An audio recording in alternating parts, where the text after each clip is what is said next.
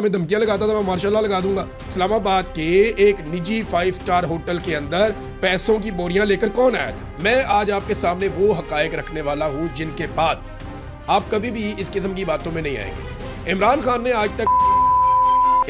ने आज तक किसी भी ऐसे शख्स को, मैं आपको बताता हूं पाकिस्तान में क्या कुछ होता रहा है। एक और सवाल पैदा होता है, जिन्होंने पाकिस्तानियों की आज कमर तोड़ दी है, ये पाकिस्तान की मिलिट्री एस्टेब्लिशमेंट ने किया है। किसी को देर से समझ आती है, किसी को जल्दी समझ आती है, और किसी को अभी तक समझ नहीं आई, लेकिन एक दिन सारों को समझ आ जाएगी। बिस्मिल्लाहिर्रहमानिर्रहीम, अस्सलाम वालेकुम नादरीन, आप यूट्यूब चैनल देख रहे हैं, मैं इमरान खान हूँ। नादरीन, मैं ये खास वीलॉग रिकॉर्ड करवा रहा हूँ और ये बहुत ज़रूरी था, मैंने पहले इसका जिक्र भी किया था। पाकिस्तान में ना बयानिया की भी एक लड़ाई चल रही है, और बयानिया की इस लड़ाई में पाकिस्तान की मिलिट्री एस्टेब्लिशमेंट अरबों रुपया हर महीने खर्च कर रही है। पाकिस्तान की मिलिट्री एस्टेब्लिशमेंट ने अपने डिजिटल मीडिया के प्लेटफॉर्म बनाए हुए हैं। इन्होंने पाकिस्तान के मीडिया के ऊपर कंट्रोल किया हुआ है। पीका जैसे कवानीन के तहत इन्होंने आज़ादी इज़हार राय को कुचल दिया है। जिसको चाहते हैं गिरफ्तार कर लेते हैं, जिसको चाहते हैं अगवा कर लेते हैं। पाकिस्तान में सहाफ़ियों को जबरी तौर पर लापता किया गया, पाकिस्तान में शायरों को जबरी तौर पर लापता किया गया, वकला को जबरी तौर पर लापता किया गया, और इसको एक नॉर्मल चीज़ बना दिया गया है। मिसाल के तौर पे अब तो एक हमारे स्पोर्ट्स जर्नलिस्ट हैं सनाउल्लाह खान साहब जो हैं, उन्होंने तनकीद की हुई है इस पे पीसीबी पे, मोहसिन नकवी पे, और उनके भाई को भी उठा लिया गया, दिन दहाड़े उठा लिया गया लाहौर से। और उठाया कहाँ से गया? वफाकी वज़ीर अलीम खान, उनकी सोसाइटी पार्क व्यू, वहाँ से दोपहर 1 बजे वो अपने बच्चों को लेने जाते हैं स्कूल, उन्हें उठा लिया गया। तो पाकिस्तान में ये बिल्कुल एक नॉर्मल चीज़ बनती जा रही है कि जबरी तौर पे लापता कर लेना किसी शख्स को या उसकी फैमिली को, इस बुनियाद पर कि उसने इख्तलाफ करने की जरूरत की है पाकिस्तान की मिलिट्री एस्टेब्लिशमेंट या उसकी हुकूमत या उससे जुड़े हुए किसी शख्स से। ये बिल्कुल नॉर्मल चीज़ पाकिस्तान में होती जा रही है। अब मामला एक जो सर उठा रहा है, जिसके ऊपर मैं ये वीलॉग करने जा रहा हूँ, वो मामला ये है कि आजकल एक शोशा छोड़ा जाता है पाकिस्तान में कि जनाब सोशल मीडिया की वजह से इमरान खान जेल में है, या यूट्यूबर्स जो हैं वो वजह बने हैं पाकिस्तान तहरीक इंसाफ की तबाही की, और उनकी वजह से इमरान खान और इमरान खान की फैमिली जो है वो अजियत में है। अब ये बात बार बार की जाती है, हर थोड़े दिन के बाद ये शोशा छोड़ा जाता है। मैं आज आपके सामने वो हकायक रखने वाला हूं जिनके बाद आप कभी भी इस किस्म की बातों में नहीं आएंगे, बल्कि आप टका के जवाब देंगे। जो भी आपको ये बात करेगा आप उसको टका के जवाब दे सकते हैं, क्योंकि वो फैक्ट्स मैं आपके सामने रखूंगा जो आपके सामने नहीं रखे जाते।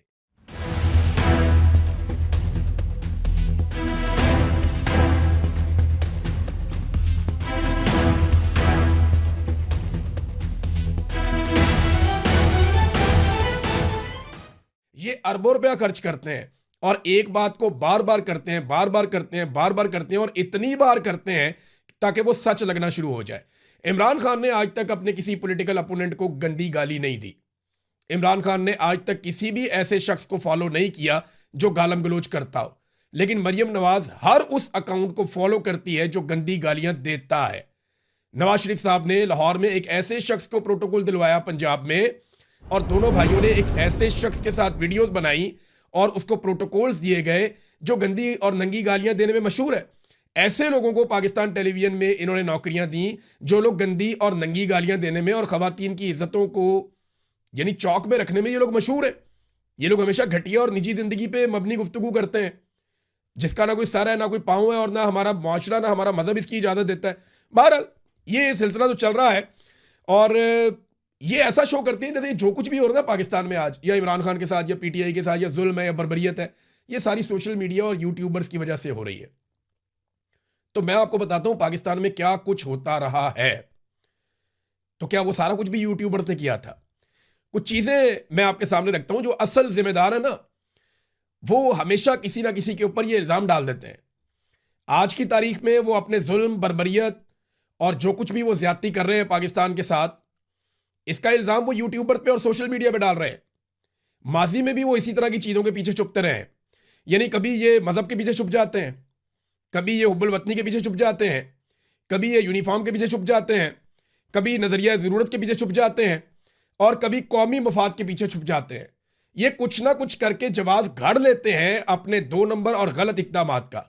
अपने ज़ाती फ़ायदों के लिए ये मुल्क को नुकसान पहुंचाते हैं, और हमेशा इनके पास एक नया जवाब होता है।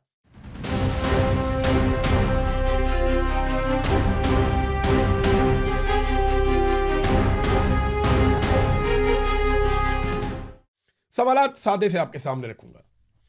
कायदे आज़म मोहम्मद अली जिन्ना से शुरू हो जाएं आप। उनकी एम्बुलेंस खराब हो गई, यूट्यूबर्स ने खराब की थी वो, तब तो यूट्यूबर्स नहीं थे। फातिमा जिन्ना को जो गालियां दी गई वो किसने दी? फातिमा जिन्ना को मुबैना तौर पे कत्ल किया गया, वो किसने किया? उनके ऊपर जो मुकदमात बनाए गए, क्या वो सारा कुछ भी यूट्यूबर्स ने किया था? लियाकत अली खान को यूट्यूबर्स ने कत्ल किया था। पाकिस्तान दो टुकड़े हुआ, उसके लिए सबसे बड़ा जिम्मेदार उस वक्त का मिलिट्री डिक्टेटर याह्या खान था। क्या पाकिस्तान को दो टुकड़े भी यूट्यूबर्स ने किया था? भुट्टो को फांसी चढ़ा दिया गया, क्या भुट्टो को फांसी यूट्यूबर्स ने चढ़ाया था? तब तो यूट्यूब होता ही नहीं था, तो भुट्टो को फांसी किसने चढ़ाया? फिर दुनिया भर के जहादी यहां पे पाकिस्तान में लाकर इकट्ठे कर दिए और यहां पे जहाद की तरबियत दे के दहशतगर्द तंजीमें बना दी, उनके जरिए से अपने मकासद पूरे किए, गुड तालिबान बनाए, बैड तालिबान बनाए। ये सारा कुछ यूट्यूबर्स ने किया था।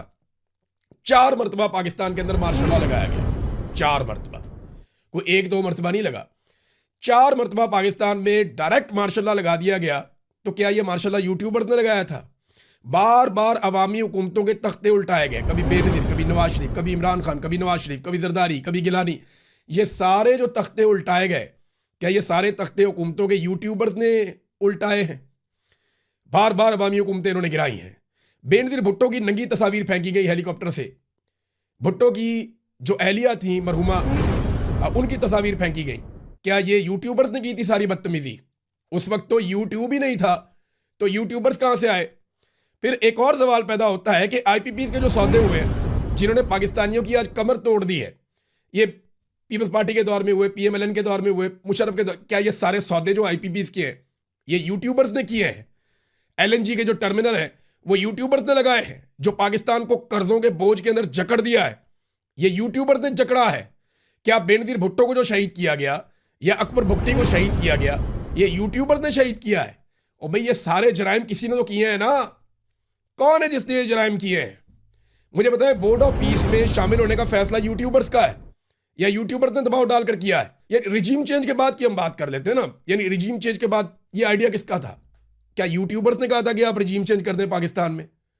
हर चीज उठा के यूट्यूबर्स पर डाल देते हैं, जनाब उनकी वजह से पाकिस्तान को ये हो गया, उनकी वजह से इमरान खान को ये हो गया, उनकी वजह से इमरान खान की एहलिया को ये हो गया।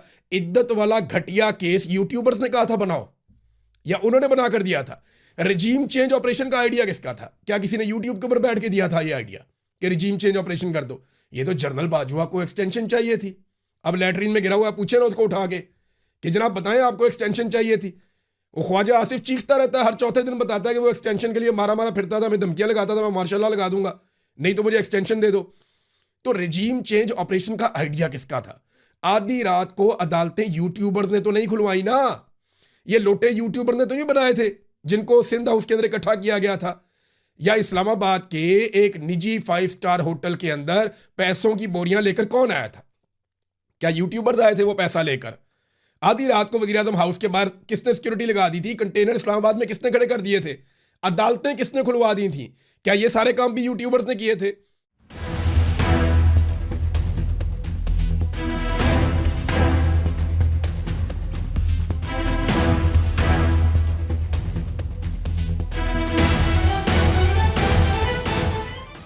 इमरान खान पर गोली यूट्यूबर ने चलाई थी या यूट्यूबर्स ने चलवाई थी? किसने चलवाई थी? फिर बाद में मुकदमा भी नहीं होने दिया, वो भी यूट्यूबर्स ने किया था। 300 मुकदमात इमरान खान के ऊपर बने। आज इमरान खान जेल के अंदर है, बंद है, उसकी आंख ज़ाया हो रही है और ये कहते हैं जनाब यूट्यूबर्स का कसूर है। क्यों भाई? इमरान खान पे 300 मुकदमात यूट्यूबर्स ने बनाए हैं। खवातीन को सड़कों पे किसने घसीटा? यूट्यूबर्स ने तो नहीं घसीटा। चादर और चार दीवारी का तकद्दुस पमाल किया, कम से कम 1 लाख से ज्यादा घरों के अंदर ये घुसे हैं, इन्होंने तोड़ फोड़ की है, लोगों के बेडरूमों के अंदर घुसे हैं। मुझे बताएं, ये यूट्यूबर्स ने किया है? मारंग बलोच को यूट्यूबर्स ने उठाया, बताए ना। जो ईमान मजारी के साथ हो रहा है वो यूट्यूबर्स ने किया है। यास्मीन राशिद साहिबा के साथ जो कुछ किया गया, क्या वो सारा कुछ भी यूट्यूबर्स ने किया है? पूरा इलेक्शन क्या यूट्यूबर्स ने चोरी कर लिया भाई, फॉर्म 47 जारी करके सारे नतायज यूट्यूबर्स ने बदल दिए और कोई कसूरवार नहीं है। ये सब कुछ यूट्यूबर्स कर रहे हैं पाकिस्तान में। पाकिस्तान की मईशत को जो डबोया गया है, क्या वो यूट्यूबर्स ने डबोया है? यानी अभी एक लेटेस्ट खबर आई है कि पहले 9 महीनों की रिपोर्ट आती है और पता चलता है 33% सरमायाकारी मजीद पाकिस्तान में गिर गई है, महंगाई बढ़ गई है, एक्सपोर्ट्स कम हो गई है। ये सारा कुछ क्या यूट्यूबर्स कर रहे हैं? ये इतना बड़ा फेलियर जो पाकिस्तान के साथ हो रहा है, क्या ये सारा कुछ यूट्यूबर्स कर रहे हैं? अदलिया को मातहत इदारा बनाकर रख दिया, जजों को जो है वो कंप्रोमाइज कर दिया, क्या ये सारा कुछ यूट्यूबर्स कर रहे हैं? आइन के अंदर अजीबोगरीब किस्म की घटिया तरामीम कर दी, ये सारा कुछ भी क्या यूट्यूबर्स कर रहे हैं? एमएनएस को, सेनेटर्स को अगवा किया गया, ये यूट्यूबर्स ने तो नहीं किया। जबरी तौर पे गुमशुदगियां हुई, क्या ये यूट्यूबर्स ने किया है? सहाफियों को, वकला को, सियासतदानों को, जो इलेक्शन लड़ने के लिए जाता था उसको अगवा कर लिया जाता था, अगवा बराए बयान पाकिस्तान में करवाया गया, क्या ये सारा कुछ यूट्यूबर्स ने किया है? इमरान खान के केसेस अदालतों में लग ही नहीं रहे, एक साल से ज्यादा गुजर गया है, उनकी मुलाकातें नहीं हो रही, उनको कैद तन्हाई में रखा गया है, क्या ये सारा कुछ यूट्यूबर्स कर रहे हैं? मुल्क में जबरी गुमशुदगियां क्या यूट्यूबर्स कर रहे हैं? भाई तब तो यूट्यूब भी नहीं होता था जब से जबरी गुमशुदगियां हो रही। बलूचिस्तान के लोगों को बार बार जबरी तौर पर लापता किया जाता है, खैबर पख्तूनख्वा कबायली इलाकों के लोगों को बार बार जबरी तौर पर लापता किया जाता है। अब तो यह सूरत हाल हो गई है कि इमरान खान का मौक़िफ़ जो शख्स बयान करता है उसको जबरी तौर पर लापता कर दिया जाता है, वो काबू नहीं आता, उसकी फैमिली को जबरी तौर पर लापता कर दिया जाता है। ये जो नई नई लग्जरी गाड़ियां आप खरीद रहे हैं, ये यूट्यूबर्स आपको लेकर दे रहे हैं, वो मजबूर कर रहे हैं। ये जो अय्याशी वाले जहाज खरीदे जा रहे हैं बड़े बड़े, ये क्या यूट्यूबर्स आपको कह रहे हैं कि आप अय्याशी करें? क्या यूट्यूबर्स ने कहा है कि आप सूरज की रोशनी के ऊपर भी टैक्स लगा दें? अब ये सारा कुछ यूट्यूबर्स आपको नहीं कह रहे, ये यूट्यूबर्स ने नहीं किया है, ये पाकिस्तान की मिलिट्री एस्टेब्लिशमेंट ने किया है, अपने मफाद के लिए किया है। हर दौर में ये कोई ना कोई बहाना बना लेते हैं, हर दौर में ये कह देते हैं कि जनाब ये मजबूरी थी, कौमी मफाद था, वर्दी थी, हुब्बुल वतनी थी, नजरिया ज़रूरत था, सबसे पहले पाकिस्तान था। कोई ना कोई बहाना बनाकर ये आइन और कानून की खिलाफ वर्जी का रास्ता ढूंढ लेते हैं। आज जो सवाल उठाने वाले लोग हैं, कभी किसी एक्टर को लॉन्च कर देते हैं, कभी किसी कॉमेडियन को लॉन्च कर देते हैं, कभी किसी दानिश्वर को लॉन्च कर देते हैं, कभी किसी कॉलम निगार को लॉन्च कर देते हैं, कभी किसी खिलाड़ी को लॉन्च कर देते हैं, कभी किसी एक्टिविस्ट को लॉन्च कर देते हैं, कभी किसी शायर को लॉन्च कर देते हैं। भाई मैं इनसे एक सवाल करता हूं कि तुम जालिम को जालिम क्यों नहीं कहते? तुम मजलूम को कोसने क्यों देते हो कि ये मजलूम का कसूर है, ये मार खा रहा है, ये सरेंडर कर दे, ये हार मान ले ताकि इसको मार पड़ना बंद हो जाए? क्यों भाई वो हार मान ले? पहले आप ये देखो कि सही क्या है और गलत क्या है, पहले आप ये देखो कि जुल्म कौन कर रहा है। वो जालिम को जालिम कहने के लिए तैयार नहीं है, लेकिन मजलूम के अंदर कीड़े निकालते हैं, दिन रात कीड़े निकालते हैं। पाकिस्तान में हर सियासी जमात और हर मीडिया, यानी जितना भी पाकिस्तान का मीडिया और सियासी जमात ने, सारे एस्टेब्लिशमेंट के हाथों से निकल के आए हुए हैं। वजह पता है क्या है? कंट्रोल भी एस्टेब्लिशमेंट के है पाकिस्तान। हम सारों ने मुताला पाकिस्तान की एक ही किताब पढ़ी हुई है और वो किताब अप्रूव होती है जाके एस्टेब्लिशमेंट के हाथों से कि जनाब यही किताब पढ़ के आपने आनी है। अब किसी को देर से समझ आती है, किसी को जल्दी समझ आती है और किसी को अभी तक समझ नहीं आई, लेकिन एक दिन सारों को समझ आ जाएगी कि पाकिस्तान को एक्चुअली चला कौन रहा है और पाकिस्तान के साथ एक्चुअली ज्यादती कौन कर रहा है और पाकिस्तान का सबसे ज्यादा फायदा कौन उठा रहा है, सबसे ज्यादा मफाद किसका है। यूट्यूबर इस वक्त इस नासूर की निशानदेही कर रहे हैं जो पाकिस्तान की जड़ों में बैठा हुआ है। जब जब किसी ने इस नासूर की निशानदेही की है ना, उस तबके के, उस गिरोह के खिलाफ ये पूरा निजाम उठ के खड़ा हो जाता है। लेकिन इस मरतबा पूरा पाकिस्तान असल मामला जान चुका है और उसका सबसे बड़ा क्रेडिट जाता है इमरान खान को। अच्छा, ये जवाब देते हैं जनाब कि इमरान खान यूट्यूबर्स के दबाव में आ जाता है या इमरान खान के फैसलों पे यूट्यूबर्स का दबाव है, वो दबाव लेता है। इमरान खान ने, मैं अपनी बात करता हूं, मेरी आखिरी वीडियो 8 या 7 मई 2023 को देखी होगी, मेरा अंदाजा है 7-8 मई 2023, क्योंकि उसके बाद इमरान खान साहब गिरफ्तार हो गए। 2 दिन बाद जब वो बाहर आए तो मैं जबरी तौर पे लापता हो गया। 5 महीने बाद जब मैं बाहर आया तो इमरान खान साहब गिरफ्तार थे। तो तब से लेकर अब तक तो इमरान खान साहब मेरी कोई वीडियो नहीं देख सके, यानी लगभग 3 साल हो गए इमरान खान साहब ने मेरी कोई वीडियो नहीं देखी। और इतना ही अरसा हो गया, बाकियों की भी नहीं देखी, शहबाज गिल की भी नहीं देखी होगी, बाकियों की भी नहीं देखी होगी, जबरान इलियास का ट्विटर भी नहीं वो देख रहे, उनको तो ये चीज़ें नज़र नहीं आ रही ना। तो मेरा सवाल ये है कि फिर ये चीज़ें उस पर असरअंदाज कैसे हो सकती हैं और इमरान खान पे ये चीज़ें असरअंदाज होगी। यानी एक यूट्यूबर आपको बताता गया, वो ये बताता है कि इमरान खान ने कहा, जेल से पैगाम भेजा कि आसिम मुनीर जो मर्जी कर ले, मैं इससे हार नहीं मानूंगा। अब वो इसको रिपोर्ट कर देते हैं तो कहते हैं जी बहुत गलत किया, रिपोर्ट क्यों किया?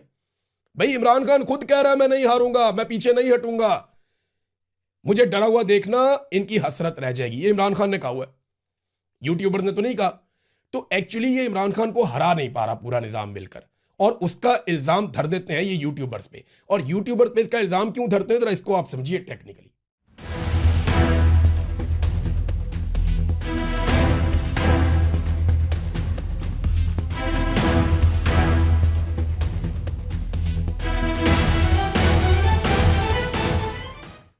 ये इसलिए इल्ज़ाम धरते हैं कि यूट्यूब के ऊपर बैठे हुए जो जर्नलिस्ट हैं वो इनके मोहताज नहीं रहे। अब वो बेचारे अपना दाल दलिया अपना घर का किसी ना किसी तरह करके चला लेते हैं, कुछ ना कुछ करके।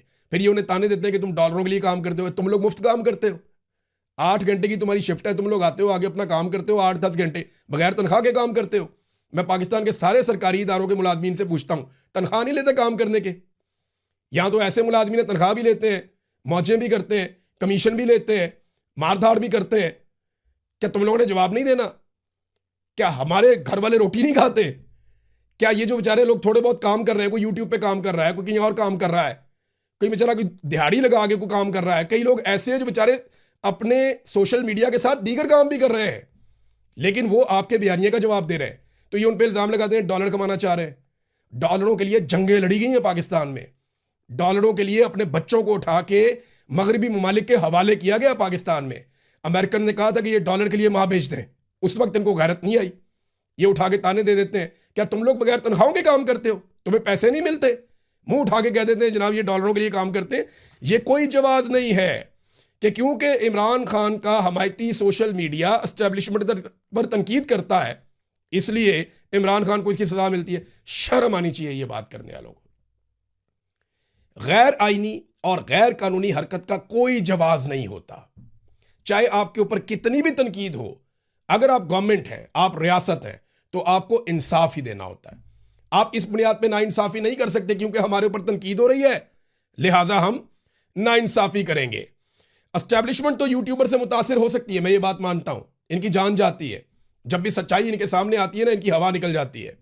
लेकिन इमरान खान को जो लोग जानते हैं ना उन्हें पता है कि वो मीडिया से और सोशल मीडिया से किस हद तक मुतासिर होता है। पूरा पाकिस्तान जोर लगाता था हटाओ उस्मान बुज़दार को, उसने हटाया नहीं? हटाया ना। अगर वो असर लेता तो वो हटा देता।